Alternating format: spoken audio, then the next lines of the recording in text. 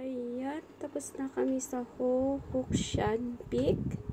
At yan, hanapin namin yung second peak. Yan po yung first peak namin. Hokshan Peak. Kaya, continue namin pumunta sa second. Kasi apat yung spot namin dyan na peak. At yan, tapos na yung first. At ang hahanapin namin ay si... Hirap basahin yung pangalan ng peak na yun. Shongaoshan. Yan. Yan yun yung next peak natin. At yan, basta ang sinunod namin dyan ay yung mapa ng Go Wild. Kaya yun yung sinunod namin. Kasi hunting peak ang aming purpose, aming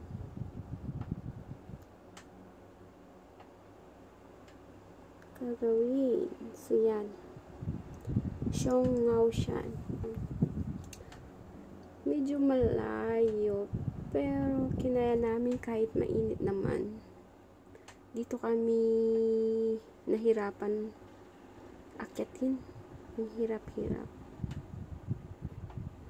Parang nakyat namin ng 1 hour. Eto. Kasi 10:30 na, nandun na kami sa Trigo. Yan. Yan po. Dahil sa nakalimutan kong binidyo yung on. Ay, meron naman, pero yung video ng aking kasama. Yan, si Shongaoshan. At yung pang third at fourth, yan po yung malapit yan. Pero yung third na peak, hindi namin siya nakita. At yan nga. At dahil mahilig kami sa Dora, sa shortcut, na akala namin mas madali naming malakad yung hindi naman pala. Kaya yun, nagdora-dora kami dyan. Pero kung sinunod namin yung daan, yung talagang dinadaanan na trail, baka hindi kami nahirapan at madali lang namin na akyat yung pang third peak. Kasi yung dinura namin is walang daan, kaya naghanap kami. Gumawa kami ng sarili naming daan dyan. Yan, may bahay-bahay dyan sa baba. Hindi ko alam kung anong pangalan yan. Kung ng Koreate. Yun. Yan sana ang dadaanin namin yan. Pababa. Pero dahil sa shortcut, ayun, mali pala. At nandyan na kami sa third peak namin. Ayan, tinuturo ko kung saan kami nanggaling. Yun yung Shongaoshan. Yan yung third peak namin, Shenghangshan. At yan, dyan kami tumagal. Nagpahinga kasi ang init. Nagbara. So, kaya pa naman namin. Pero dito sa third peak na yan, may pwede kayong i-exitan dyan. Pero hindi namin, yun yung mali namin, hindi namin binalikan. Kasi, nung tapos na kami sa fourth peak is, malayo yung exitan namin. Pumunta kami sa Taitung. Nalampasan pa namin yung Sweet Gum. Kaya, doon kami natagalan, nag-exit. Pero kung bumalik kami sa third peak, siguro mas malapit yung bus station dyan. Hindi kasi namin alam. First time namin hike yan, ma-hike yan. Kaya, experience din, adventure nga. Kaya, nag-hike tayo. pag next, alam na natin. Pag next na ma-hike natin, alam na natin yun. Kasi malayo talaga yung exitan dyan. Pag natapos yung 4th peak namin.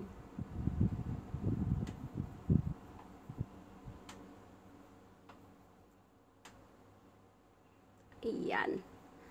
At yan, si Kim nakasama ko.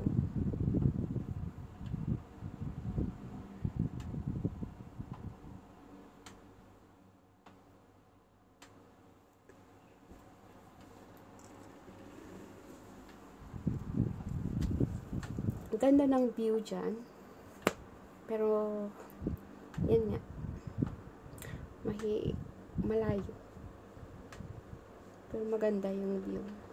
At yung tinuturo ko yun, may falls doon.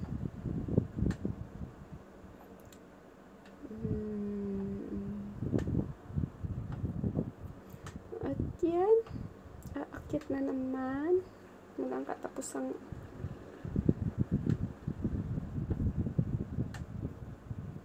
hagdan. Puro hagdan ang inaakyat namin dyan. At yan nga, pagbaba namin dyan, pwede na kami nag-check-in sa pang-fort. Pang-fort? Ay, hindi pala.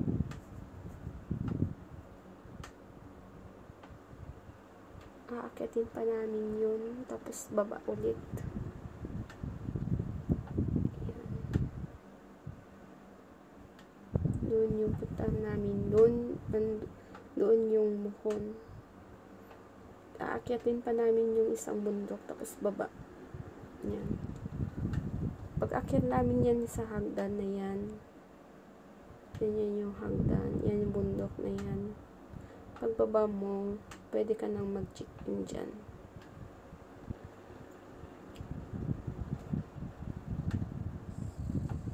So, ayan. Medyo mahaba-haba yung lakad namin pumunta sa 4th peak. Yan yung hagdan.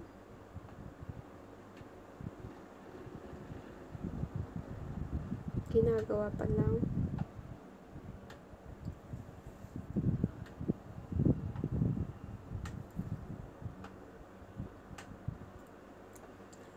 Nung nag-hike kami dyan, maraming nagsosolo hike. Pero puro matatanda ng mga lolo. Kaya bilibak din. Kasi ang init-init.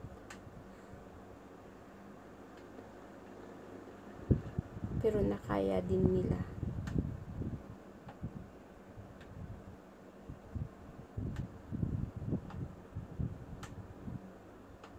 Yan yan.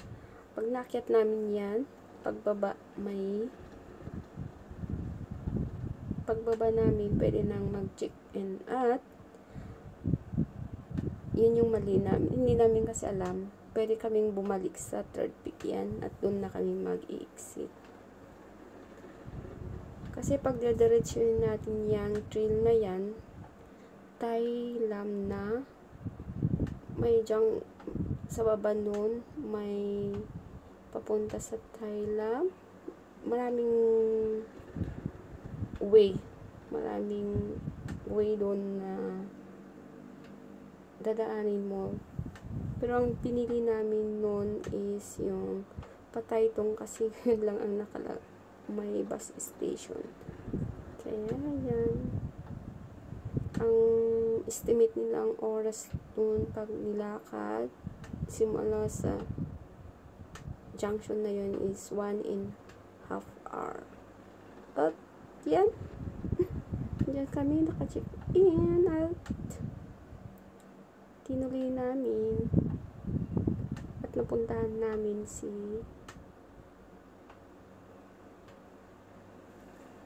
try ko, si Muhon. Muhon ng Chi Pai Shikshan. Chi Pai Shikshan. Ang hirap-hirap i-pronounce yung mga pangalan ng mga peak nila dito. Puro shan. At yan. Maganda yung view. Green na green. Yun yung falls na sinasabi ko kanina. Kung anong falls kaya yun kung may pumupunta. Malakas kasi yung ulan ng hapon na yan. Kaya malakas yung agos ng falls. Yan. Pasensya na. Malikot yung kamay ko. Galaw kasi naglalakad syempre. Wala tayong magandang camera at yan.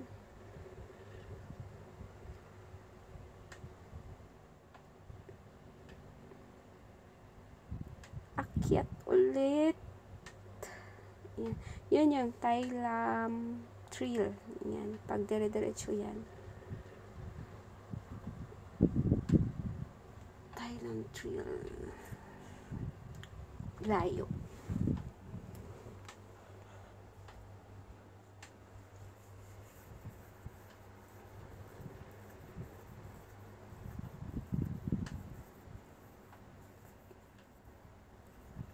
Dito alaga nila yung mga puno. Kaya yan.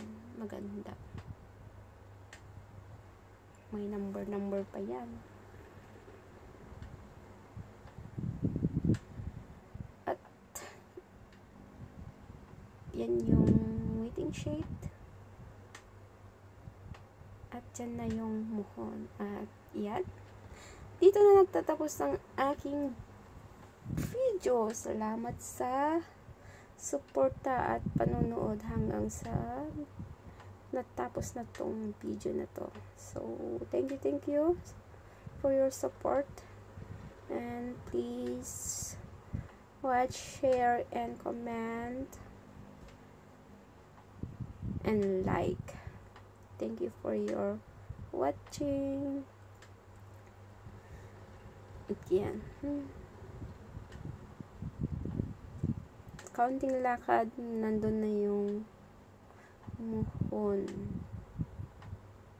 At yung pa-left na pababa, yan yung Patay Lam.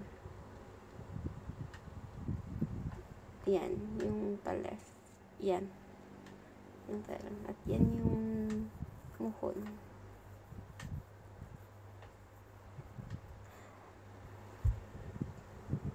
May pwedeng lakarin din dyan sa baba ng muhon, pero parang risky yan. Kasi bato-bato. Magtutora. Yan yung kabahayan ng Yonlong.